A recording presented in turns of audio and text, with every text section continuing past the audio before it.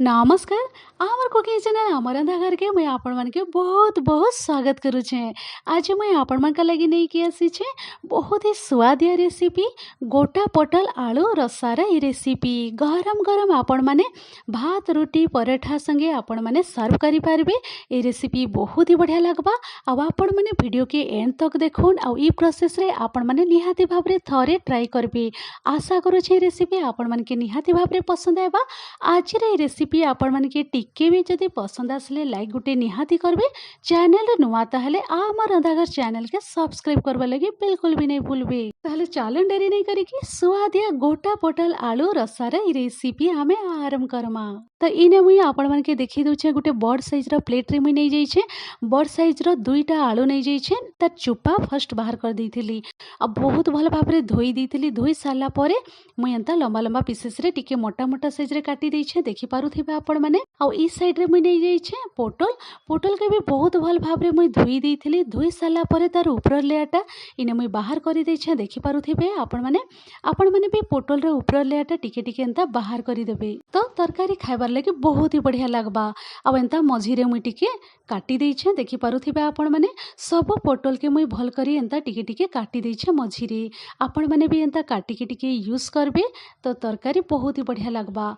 पोटल आलू कटा रेडी हो जाई छे। एबे आमे जिमा गैस साइड की आ इने मुई गैस साइड के पळे आसी छे। आ कढ़े मुई गरम हेबा लगी रखी देइथिली।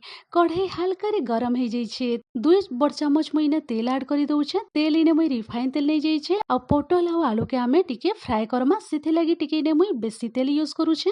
तेल जेते बेले गरम हे जिबा आमे पोटल के फर्स्ट भल करी भाजी देबा। पूरा गोल्डन ब्राउन हेबार तक आमे पोटल के पूरा भाजी दमा।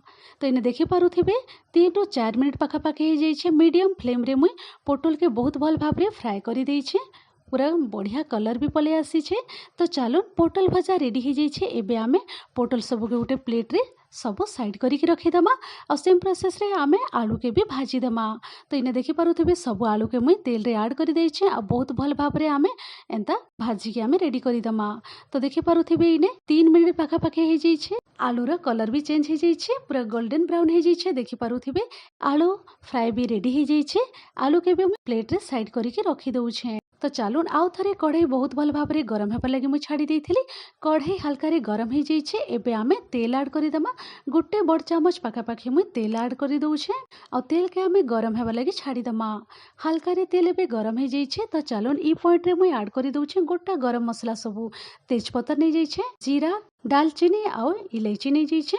ई सब गोटा गरम मसला सब आमे ऐड करि दमा। आ किछि सेकेंड आमे भाजी दमा। तो इने किछि सेकेंड भाजी ही साला परे आमे इने ऐड करि दमा कटा पियाज आउ कटा लंका। दुईटा मीडियम साइज रो पियाज के मुई एंता छोट छोट चॉप करि देइथिली। देखि पारुथिबे आपण माने भी पियाज के एंता छोट छोट काटी के यूज करबे। पियाज और कंचा लंका ऐड करि साला परे आमे गोटे रो 2 मिनिट पाखापाखि लो टू मीडियम मझी रे रखि दमा फ्लेम के आउ भाजी दमा। गोटे रो 2 मिनिट पाखापाखि हे जाई छे। आ लाइट गोल्डन ब्राउन हे जाई छे। पियाज बहुत भल भाबरे भाजी हे जाई छे। तो चलून एबे मुई इने देइ दउ छे अदा और रसुण रो छेछा। आपण माने तरकारी रे फ्रेश अदा रसुण के टिके कुटी की नले एंता टिके छेछी के आपण माने यूज करबे। देखबे तरकारी बहुत ही बढ़िया लगबा। तो इने मुई गोटे चामच आउ अदा और रसुण छेछा के ऐड करि दउ छे। अदा रसुण देइ साला परे आमे किछि सेकेंड मीडियम फ्लेम रे भाजी दमा।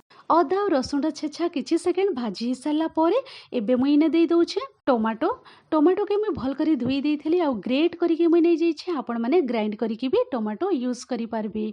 दुईटा मीडियम साइज रो टोमाटो के मुई ग्रेट करी देइथिली। आ से टोमाटो इने मुई ऐड करि दउ छे। टोमाटो ऐड करि साला परे टिके मुई मिसेइ दउ छे। मिसेइ दे साला परे फ्लेम के आमे रखि दमा लो फ्लेम रे। तो लो फ्लेम रे रखि साला परे आमे इने ड्राई मसला सब ऐड करि दमा। ड्राई मसला रे फर्स्ट इने मुई नै जाई छे स्वाद अनुसार नून, हल्दी पाउडर दे सारला परे रेड चिली पाउडर आमे दे दमा। धनिया पाउडर नै जाई छे गोटे छोट चामच। आ गोटे छोट चामच रे नै जाई छे जीरा पाउडर। इतकी मसला दे सारला परे मुई टिके पानी दे दउ छे। आ भल करे मुई मिसेइ दउ छे। मिसेइ दे सारला परे आमे गोटे मिनिट पाखापाखि मसला सब भाजी हेबा लगी छाड़ी दमा। गोटे मिनिट पाखापाखि लो टू मीडियम मझी रे भाजी ही सारला परे मुई इने दे दउ छे मीट मसला दे दउ छे। गोटे चामच तार संगे 1/4 टीस्पून इने ऐड करी दउछे मुई गरम मसला पाउडर भल करी मिसई दमा मिसई दे सारा परे 2 मिनिट पाखापाखी आमे लो टू मीडियम मझिरे रखिकी फ्लेम के आमे टिके मसला सब भाजी हेबार लगी छाड़ी दमा आ इने मसला सब बहुत भल भाव भाजी ही जाइए देखि पारुथिबे आपण माने तेल आ मसला पूरा सेपरेट हो जाइए तार माने मसला पूरा बहुत भल भाव कषि हो जाइए। तो चलून एबे आमे इने ऐड करी दमा सब भाजी के आमे रखिथलु से पोटल आलू सब ऐड करी सारला परे आउ थरे आमे भल करी मसला संगे पूरा मिसई दमा मिसई दे सारला परे 2 मिनिट पाखापाखी लो टू मीडियम मझिरे रखिकी फ्लेम के आमे टिके कुक हेबार लगी छाड़ी दमा कवर करिकी 2 ରୁ 3 मिनिट पाखापाखी हो जाइए लो फ्लेम रे मुई कुक हेबार लगी छाड़ी देइथिली। तो चलून एबे मुई इने दे दउछे बड़ गिलास रे भर्ती करिकी पानी दे दउछे पानी दे सारला परे आमे बहुत भल भाव रे मिसई दमा मिसई दे सारला परे आमे कुक हेबार लगी छाड़ी दमा 6 ରୁ 7 मिनिट पाखापाखी कवर करिकी कवर खोल के आपण मन के मुई इने देखै दउछे 7 ରୁ 8 मिनिट पाखापाखी हो जाइए बहुत भल भाव रे पोटल आलू सब कुक हो जाइए देखि पारुथिबे आपण माने। तो चलून ई पॉइंट रे मुई ऐड करी दउछे कसूरी मेथी आपण मन के पाखे जदि अवेलेबल अच्छे ताहले आपण माने ऐड करूँ बहुत ही बढ़िया बास्ना आएबा। तार संगे इने मुई दे दउछे 1/4 टीस्पून चीनी चीनी बहुत कम मुई यूज कर देखि पारुथिबा आपण माने 1/4 टीस्पून मुई चीनी दे दउछे चीनी दे सारला परे आमे 2 मिनिट पाखापाखी मीडियम फ्लेम रे कुक हेबार लगी छाड़ी दमा 2 ରୁ 3 मिनिट पाखापाखी हो जाइए आ बहुत भल भाव रे कुक हो जाइए और बहुत ही बढ़िया देखा जाउछे देखि पारुथिबे सुआदिया गरम गरम गोटा पटल आलू रे रसा देखि पारुथिबे आपण माने ई प्रोसेस रे निहाती भाव रे आपण माने थरे ट्राई करबे। तो चलून रेडी हो जाइए रेसिपी मुई फ्लेम के ऑफ करी दउछे आशा करुछे ई रेसिपी आपण माने के निहाती भाव रे पसंद आसीथिबा टिके भी रेसिपी पसंद आइले लाइक गुटे निहाती करबे चैनल रे नुआ ताहले आम रंधाघर चैनल के सब्सक्राइब करबे लगे बिल्कुल भी नहीं भूलबे। आपण माने वीडियो के एंड तक देखिथिबारु बहुत बहुत धन्यवाद दउछे। तो चलून मुई रोचे फिर एंता इजी टेस्टी स्वादिया रेसिपी नहीं कि आपण मानकर संगे फिर थरे मुई भेट पड़मी। Thanks for watching bye bye take care.